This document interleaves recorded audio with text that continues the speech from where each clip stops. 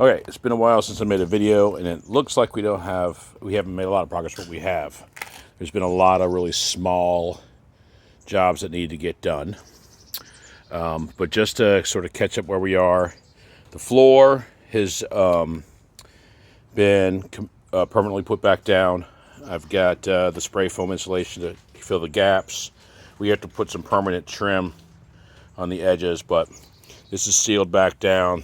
We had to wait for some longer bolts to accommodate the insulation, and then we got some insulation in there where the gap was left open, some thread sealer, so the floor is good to go. And then of course we got the D-rings back in that came with the van. All of our insulation is done, including all in these little crevices and everything, and then also in all these little ribs in the ceiling. Everything's got insulation in it. You could keep stuffing insulation for days, but finally let it go there. And so what we have not done is, so we started to drill holes and put these rivets, these plus nuts into, we had to get a rivet tool to get these placed in here, and they get squeezed shut so that it allows us to have a place to bolt in our wood framing.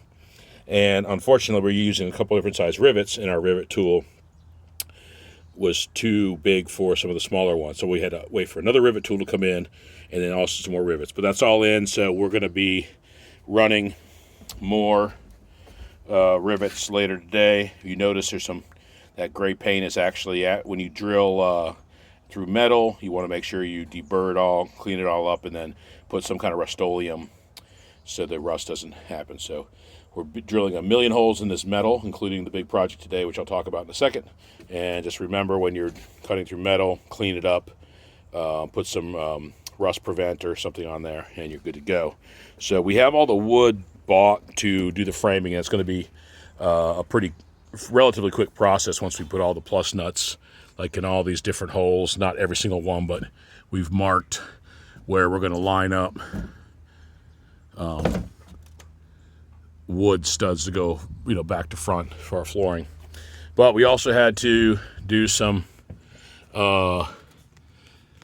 additions to since the metal ribs weren't up here, we put a wood piece here, and then of course we've got a wood piece cut for the back here.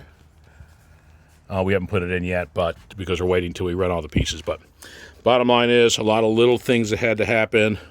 Had to wait for Amazon on a few things, etc., etc. But for all intents and purposes, the van floor is done, insulation's in. We threw up the framing probably tomorrow, because today, if you notice, there's a piece of insulation missing right here. We're going to cut a big hole in the roof today, and we're going to install a max air fan. So we're going to build a little bit of a wood box around this. We're doing right now. We'll cut the hole in there, and 52 steps later, we'll have a fan, hopefully that is sealed tight, doesn't leak, and it will let me breathe comfortably in my van while I'm traveling.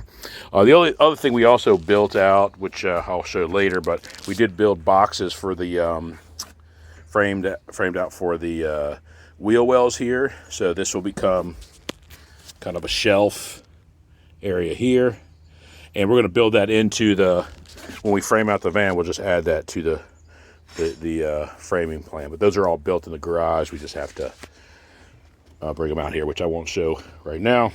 So at any rate, a little bit of an update of all, I'm probably missing 20 other things I forgot that we did, but a lot of little things that we had to do along the way, in addition to waiting for Amazon and correcting a few little mistakes, and also dealing with 3 days of rain, etc., etc.